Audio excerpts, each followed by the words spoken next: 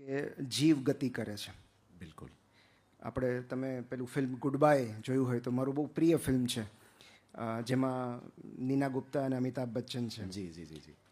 બહુ જ સુંદર ફિલ્મ, જેમાં એક બહુ સરસ રૂપક છે, એક મેટાફોર છે કે એનું ગાયત્રીનું અવસાન થયું હોય છે. હા. અને છેલ્લે હું અમિતાભના પાત્રનું નામ ભૂલી ગયો, હરીશ.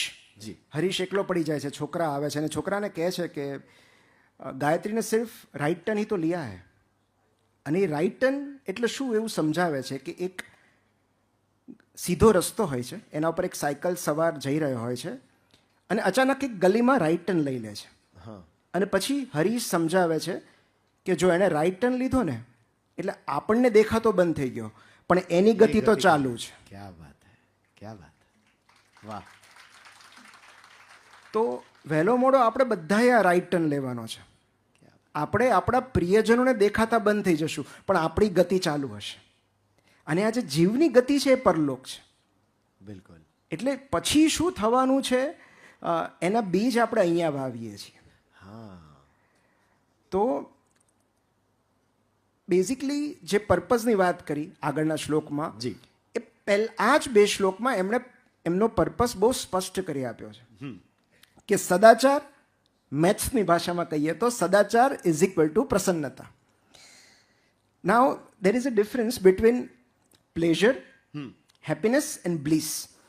તમે આ શ્લોકનું ઇંગ્લિશ કરો ને તો સુખાકારી એવો છે, તો એ બ્લીસ થાય. ઓકે, તો બ્લીસ એ સુખની સર્વોચ્ચ અવસ્થા છે. કેમ કે સપોઝ આ ત્રણેયમાં અંતર છે, પ્લેઝર, હેપીનેસ અને બ્લીસ. પ્લેઝર, જેને આપણે આનંદ કહીએ છીએ, એ જ્યારે પણ આપણી શારીરિક ઇન્દ્રિયોના ઉત્તેજનથી આપણને જે મળે છે એને પ્લેઝર કહેવાય છે. ઓકે, આપણને પાઉંભાજી બહુ ભાવતી હોય અને જે થાય કે પિઝા જોઈને જે થાય એ પ્લેઝર છે. ઓકે. ઓકે, કોઈ પણ કોઈના સ્પર્શથી જે થાય એ પ્લેઝર છે. કશુંક સાંભળીને જે થાય એ પ્લેઝર છે. તો પ્લેઝર એ બહુ ટેમ્પરરી હોય છે. અચ્છા. જેવી તમે પાણીપુરી ખાઈ લીધી એ પ્લેઝર ત્યાં પૂરી થઈ ગઈ. પૂરી થઈ ગયું.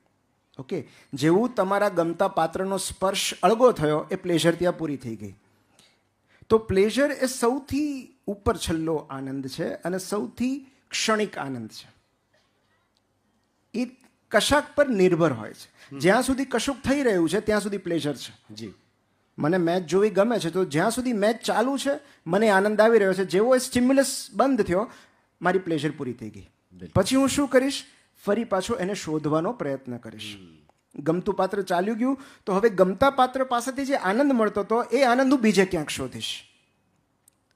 કોઈ પદાર્થથી મને મજા આવે છે, એ પદાર્થથી મને કિક લાગે છે, તો એમાંથી જે આવે છે અગેન પ્લેઝર છે. તો એ પદાર્થ ચાલ્યો ગયો તો હું એ પદાર્થમાંથી મળતા આનંદને શોધ્યા કરીશ, જે ક્ષણિક છે. જે ક્ષણિક છે, જેને આપણે કહીએ પ્લેઝર સિકિંગ બિહેવિયર, જેને આપણે ડોપામિન શોટ્સ કહીએ. યસ. ઓકે, કે લાઈક આવી કે નહીં, કોઈનો મેસેજ આવ્યો કે નહીં, આ પ્લેઝર છે. સતત જે જોયા રાખવું. ગમતું જણ આમ હાર્ટ રિએક્ટ કરે ને જે થાય એ પ્લેઝર છે. ઓકે. તો એ સૌથી ઉપર છલ્લો તબક્કો છે અને બહુ ડિપેન્ડન્ટ તબક્કો છે. આપણે સતત કોકના પર નિર્ભર રહીએ છીએ. એનાથી એક ડગલું ઉપર જે આવે એ છે હેપીનેસ. હેપીનેસનો આધાર કશુંક થતું હોય એના પર નથી. જેમ કે એ ઇન્દ્રિયોના ઉત્તેજનથી નથી થતું. આપણે પ્લેઝર એ માત્ર શારીરિક સુખ છે.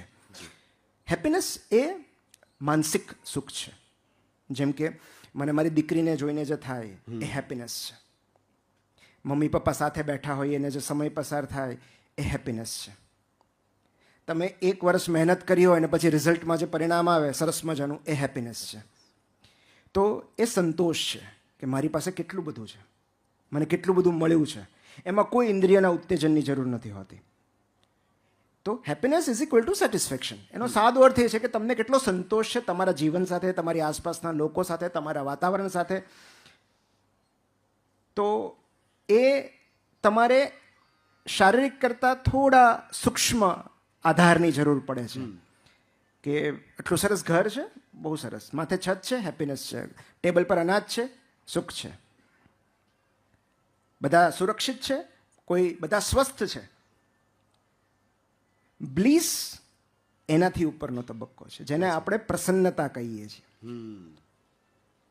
હું અહીંયા બેઠો છું, મારી આસપાસ કોઈ જ નથી, દૂર દૂર સુધી કોઈ પ્રવૃત્તિ નથી, છતાં હું આંખ બંધ કરીને સ્મિત કરું છું, હું મોજમાં છું એકલો, એ મારી પ્રસન્નતા છે, એ બ્લિસ છે. એ બ્લિસ છે. તમને કશાયની જરૂર નથી, કારણ કે તમે એ આત્માના ઉત્સવમાં, અસ્તિત્વના ઉત્સવમાં હાજરી આપો છો. એ આત્મિક સ્તરે થાય છે. તો આત્મિક સ્તરે જે આનંદ મળે છે એ બ્લિસ છે. અને એટલે જ આપણે કહીએ છીએ કે પ્રસન્ન મુદ્રામાં બેઠા છે. જી. એમને કશાય આધારની જરૂર નથી. ઇટ ઇઝ ઇન્ડિપેન્ડન્ટ જોય. તો એ સદાચાર એટલે બ્લિસ. તો એ પ્રસન્નતા ક્યાંથી આવે છે? સદાચારમાંથી આવે છે. અને આ સદાચાર કઈ રીતે થાય? એક બહુ સરસ પુસ્તક છે જે મેં ડિપ્રેશન સમયે વાંચ્યું હતું, લોસ્ટ કનેક્શન્સ. જોહાન હેરી કરીને એક લેખક છે, એમણે બહુ બધા અભ્યાસ પછી આ પુસ્તક બનાવ્યું, લોસ્ટ કનેક્શન્સ. કે આપણા જીવનમાં એવા મૂળભૂત 9 જોડાણો હોય છે, એવા 9 પરિબળો હોય છે જેનાથી આપણે વિખૂટા પડી જઈએ તો આપણને ડિપ્રેશન આવે છે, હતાશા આવે છે અને આપણું જીવન પાટા પરથી ઉતરી જાય છે. જી. તો એમાં 9 પરિબળો છે, જેમાં પહેલું હોય કે ડિસ્કનેક્શન ફ્રોમ મિનિંગફુલ વર્ક. તમે કોઈ અર્થસભર કામથી તમને અલગ કરી દેવામાં આવે અથવા તમને એવું જતાવવામાં આવે વારંવાર કે તમારું કામ મહત્વનું નથી, તો it is disconnection from work. તો એવી રીતે આ પહેલું કારણ. બીજું પરિબળ છે એ છે ડિસ્કનેક્શન ફ્રોમ વેલ્યુઝ. જ્યારે તમે તમારા મૂલ્યોથી વિખૂટા પડી જાઓ છો ત્યારે તમે સ્વસ્થતાથી અળગા થઈ જાઓ છો. અને એમાં એમણે બહુ સરસ ટર્મ વાપરી છે, જે આ શબ્દ મેં પહેલી વાર સાંભળ્યો, જંક વેલ્યુઝ.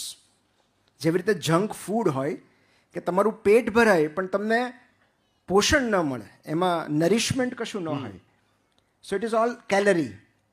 તો જંક ફૂડ. એવી રીતે જંક વેલ્યુઝ અને હેલ્ધી વેલ્યુઝ. ઓકે. તો જંક વેલ્યુઝ કઈ છે? સફળતા.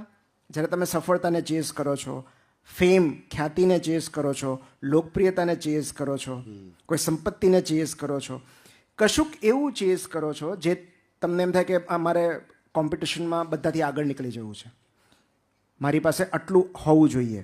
તો એ જંક વેલ્યુઝ છે. કારણ કે એનો પીછો કરવાથી જ્યારે તમને મળી જાય છે ત્યારે સમજાય છે કે આ મળ્યા પછી એ આનંદ તો નથી થતો. એ રેસ પાછી શરૂ થાય છે. હા, ત્યાંથી. રાઈટ. કે તમને એમ લાગે છે કે મારી આગળ મર્સિડીઝ હોવી જોઈએ, that is your goal. Exact. તો એ જંક વેલ્યુ છે. ચલો તમે મર્સિડીઝ લઈ પણ લીધી, પછી પણ તમને એ આનંદ પ્રાપ્ત નહીં થાય. બિલકુલ. હમણાં એક બહુ સરસ મેં વિધાન વાંચ્યું હતું કે તમે જેટલું જેટલું ઈચ્છ્યું હોય એ બધું તમને મળી જાય, પણ જે જરૂરી છે ન મળે ને, સૌથી દયનીય અવસ્થા છે. તમે 4 BHK મોટો બંગલો ધાર્યો હોય, મર્સિડીઝ કાર, BMW, લખલૂટ રૂપિયો, પોઝિશન, તમને જે જે ઈચ્છ્યું છે બધું ભગવાન આપી દીધું, પણ જે તમારા માટે જરૂરી છે એ તમને ન મળે. એક સરસ મજાનું કુટુંબ ન મળે, મિત્રો ન મળે, તમે સંગીત માણી ન શકો, તમે પુસ્તક વાંચી ન શકો, તમે પ્રવાસ કરી ન શકો, તમે રમત રમી ન શકો, તો તમારું મન ઉદાસ રહ્યા કરશે. તો જે જરૂરી છે એ જ્યારે તમને સમજાય કે શું જરૂરી છે, એ તમારી હેલ્ધી વેલ્યુઝ છે. ઈચ્છા અને જરૂરિયાતો વચ્ચેનો ભેદ કેટલો પાતળો છે. જી જી. તો એ જ્યારે સમજાય છે કે આ બસ અહીંયા અટકી જવું છે. જ્યારે પ્લેઝર છે ને, પ્લેઝર એવું કે આમાં બહુ મજા આવી, મારે હજી જોઈએ છે, આમાં બહુ જ મજા આવી, મારે હજી જોઈએ છે, મારે વધારે જોઈએ છે, એ પ્લેઝર છે. બ્લીસ એમ છે કે આમાં બહુ જ મજા આવી, હવે કાંઈ જ નથી જોતું. વાહ. મારા મમ્મી પપ્પા, મારી વાઈફ, મારી દીકરી બધા બેઠા છે અહીંયા, હવે કાંઈ નથી જોતું, બસ બધું અહીંયા આવી ગયું. આ સરસ મજાનું સંગીત ચાલે છે, આ ગીત ક્યાંય જવું નથી, બધું અહીંયા જ મળી ગયું. એ બ્લીસ છે કે તમને એવું થાય કે આ સ્થળ છોડીને જવું જ નથી. વાહ. તો એ હેલ્ધી વેલ્યુઝ છે કે જ્યાં તમને એવું લાગે છે કે કશાયનો પીછો નથી કરવો તમારે. અને એટલે આ જે સદાચારની વાત છે એ છે કે તમે એક એવા રસ્તા પર ચાલો કે જેના પર ચાલીને તમને પ્રસન્નતાનો અનુભવ થાય. અને જો ત્યાંથી તમે વિચલિત થયા, જે બહુ સરળ છે કે તમે કોઈ નામ પાછળ દોડશો કે કોઈ ફેમ પાછળ દોડશો, એવું નહીં કે સપના ના જોવા, પણ તમે જ્યારે એને એકમાત્ર લક્ષ્ય માની લો છો અને તમે જે જરૂરી બાબતો છો એની અવગણના કરો છો, ત્યારે એ ચિત્ત બીમાર થઈ જાય છે, જે એ પછીના શ્લોકમાં કહ્યું છે. બિલકુલ. કે જ્યારે તમે જંક વેલ્યુઝનો પીછો કરો છો. મને એકવાર એક છોકરીએ બહુ સરસ પૂછ્યું હતું સવાલ કે સર મારા આટલા એટેમ્પ્સ થયા પણ મને બ્રેક નથી મળતો, હવે મને બ્રેક મળી રહ્યો છે, પણ એમાં મારે થોડુંક મૂલ્યોનું સમાધાન કરવું પડે.